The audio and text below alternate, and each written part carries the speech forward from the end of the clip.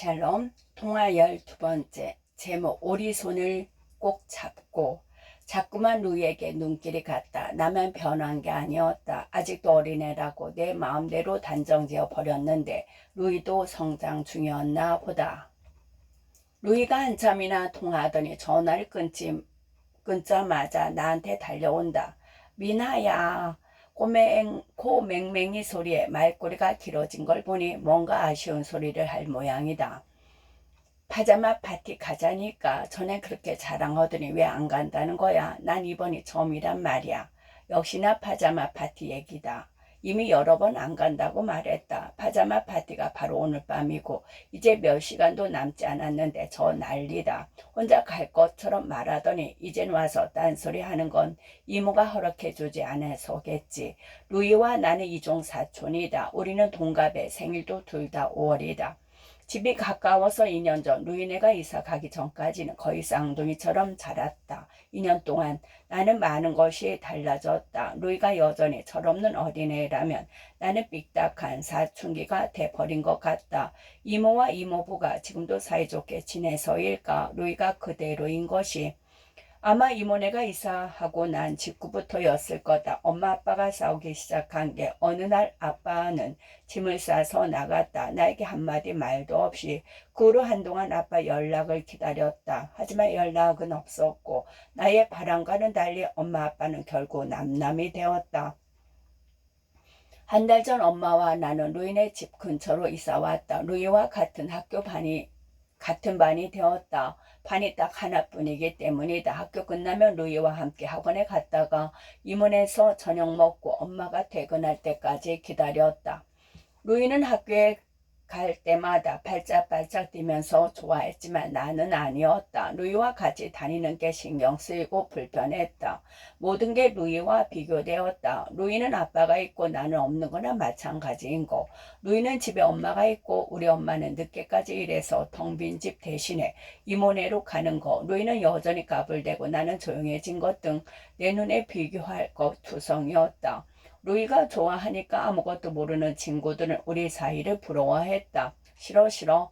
나 파자마 파티 갈 거라고 꼭 간다고 했단 말이야.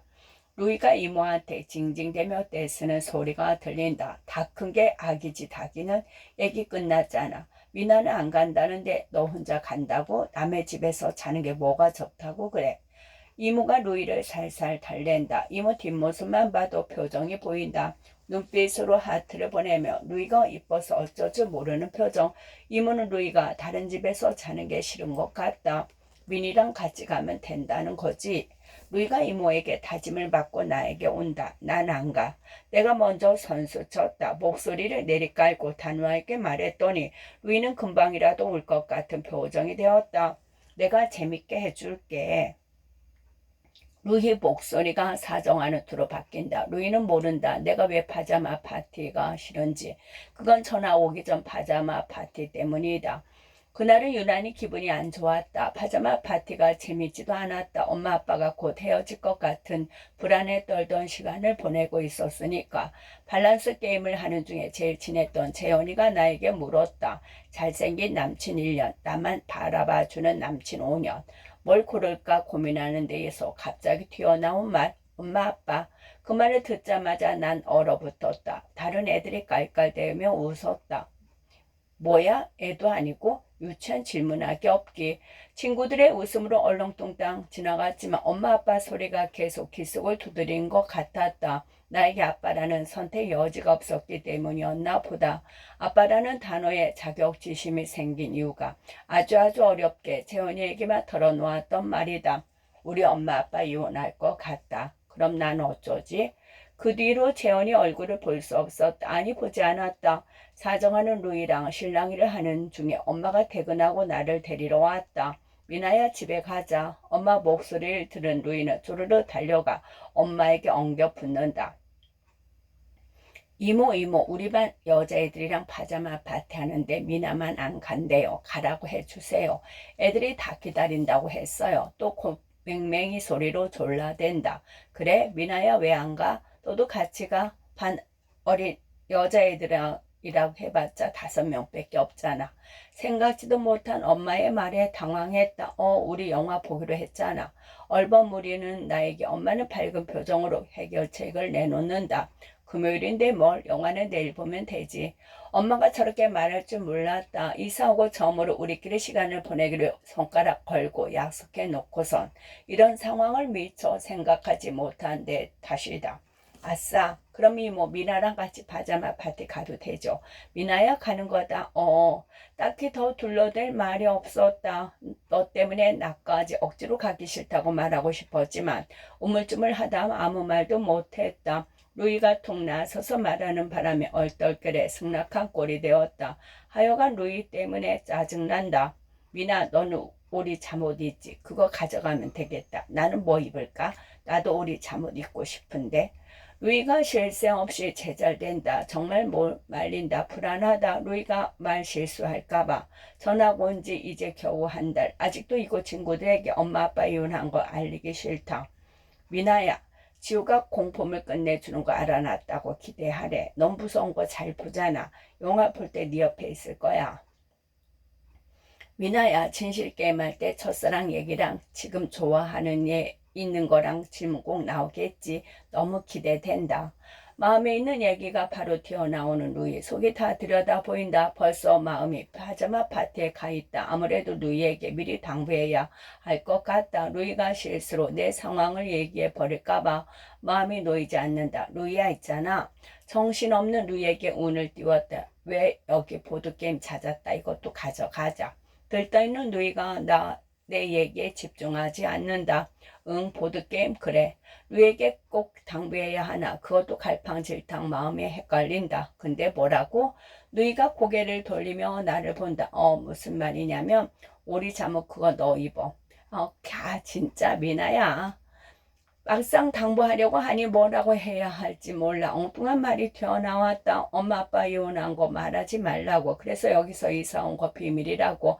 어떤 말도 이상하다. 또 루이가 아무 생각도 없는데 괜히 당부하는 것도 우스웠다. 엄마 아빠가 이혼한 게 내 잘못도 아니고 애써 감출 것도 아니라 생각하지만 아직은 마음이 무겁다. 아무 준비 없는데 갑자기 물어보면 저번처럼 움찔할 게 분명하니까. 정신 차려보니 어느새 은별이 집 앞이었다.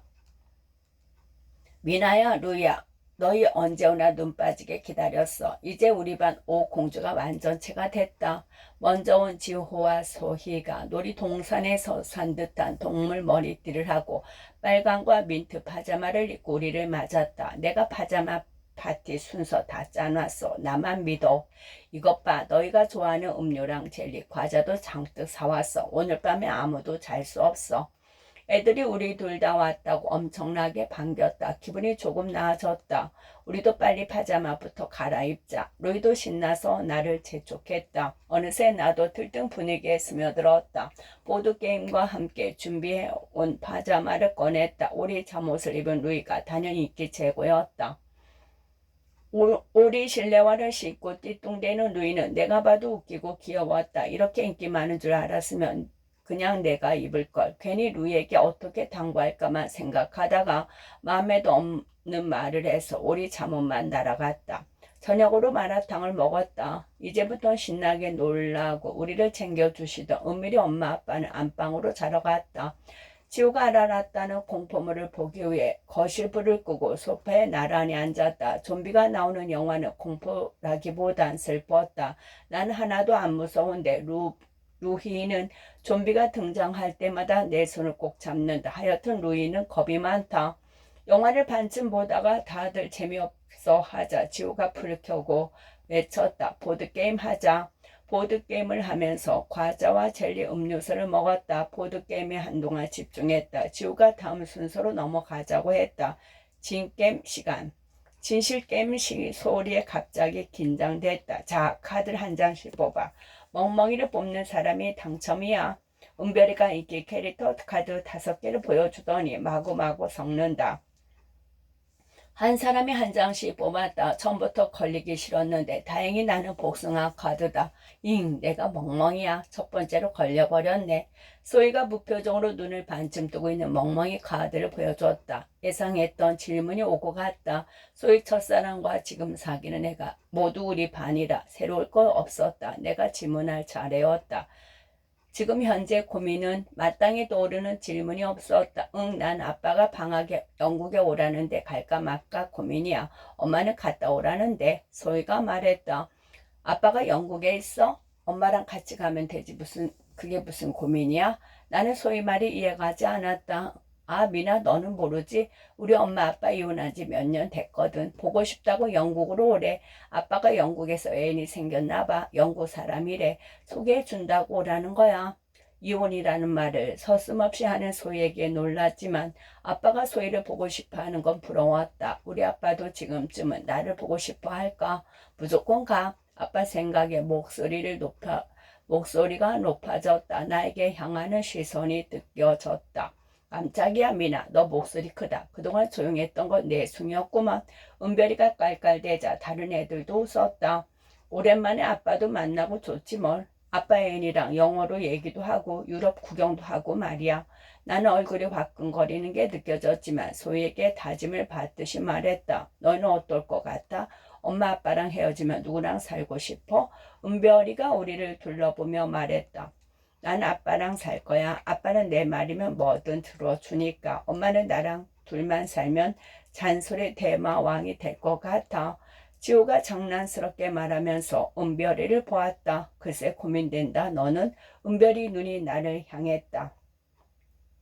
이미 내 선택과는 상관없이 엄마와 살고 있다고 말해야 하나? 어쩌나 난감해졌다. 입이 떨어지지 않았다. 엄마 아빠 고르기를 왜 하고 있어? 일어나지도 않은 일을 생각하지 말자. 패스. 루이가 말했다.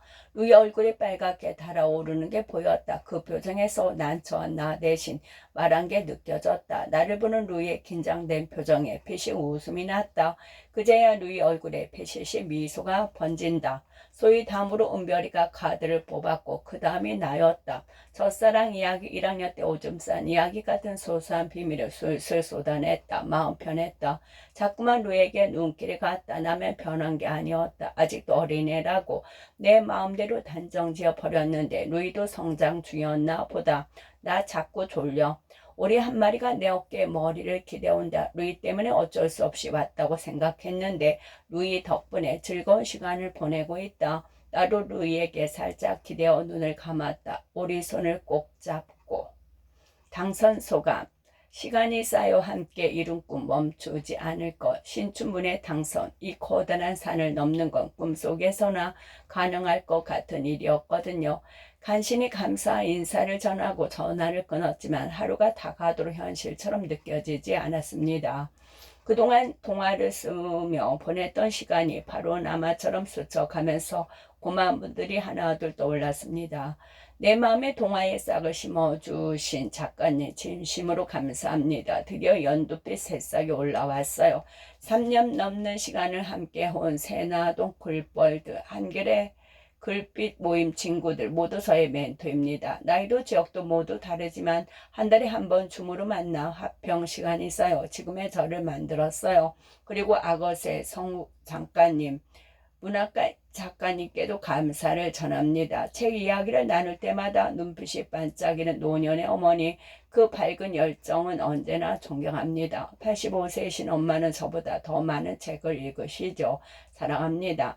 날카로운 조언과 아낌없는 격려를 보내준 딸과 남편 모두 감사합니다. 부족한 글을 뽑아주신 심사위원님께 감사드립니다. 멈추지 말고 계속 쓰라는 격려라 생각하고 더욱 힘을 내겠습니다. 심사평. 탄탄한 기본기의 이야기를 끌고 나가는 힘이 느껴진 수작. 예선에 거쳐 본심에 넘어온 작품이 14편이었다. 낡은 소재와 서툰 문장, 구성이 거스리는 작품을 떨어뜨리자 5편이 남았다. 율구의 동전은 이야기가 흥미롭고 재미있지만 초등학교 2학년이 작중인물로 등장하는 저학년 동화로서는 구성이 산만해 보였다. 찰칵 내 컷을 소원을 말하면 틀어주는 사진 자판기에 관한 이야기다. 나는 서툴지만 내 힘으로 노래를 불렀고 오히려 마음이 편해졌다는 이야기인데 왠지 그런 반전이 절실하게 다가오지 않는다. 그는 망막색소 변성증이라는 질병을 앓는 아빠와 어린 아들의 이야기다. 치밀한 구성인데도 불구하고 아빠를 돕는 친구, 가이드 러너인 지태시의 급한 출장은 작가가 미리 숨겨둔 장치가 아닐까 하는 자기성이 보인다. 스스로 한 발짝은 간결한 문장에 신선한 소재로 눈길을 끌었다. AI의 생산성 인공지능을 이용한 AI 이어폰에서 흘러나오는 지니의 목소리는 마법과 같은 판타지의 세계로 끌어들인다. 선자의 취향으로는 호감이 가는 작품이었다. 오리손을 꼭 잡고는 이종사촌 동갑이 생일도 둘 다 5월인 루희와 미나의 이야기다. 철없이 보이던 루희와 달리 나는 부모의 이혼을 감추고 싶어하는 감수성이 풍부한 사춘기 소녀이다. 루이가 파자마 파티에 가자고 했을 때 못마땅히 한 것도 이혼 이야기가 나올까 싶어서였다. 파자마 파티에서 소희는 이혼한 아빠가 영국에서 애인이 생겼다고 했고 그걸 시작으로 아이들은 이혼 얘기를 자유롭게 주고받는다. 이혼이 늘어가는 우리 사회에 어린 자녀가 이 문제를 어떻게 받아들일까 하는 점을 이 작품을 통해 엿볼 수 있었다. 스스로 한 발짝 오리 손을 꼭 잡고를 제중심에 올렸다. 한참을 저울질하다가 기본기가 탄탄하고 이야기를 끌고 나가는 힘이 있는 오리 손을 꼭 잡고를 당선작으로 뽑았다. 당선자에게는 축하를, 낙선자에게는 안타까운 마음과 함께 격려를 보낸다. 끝.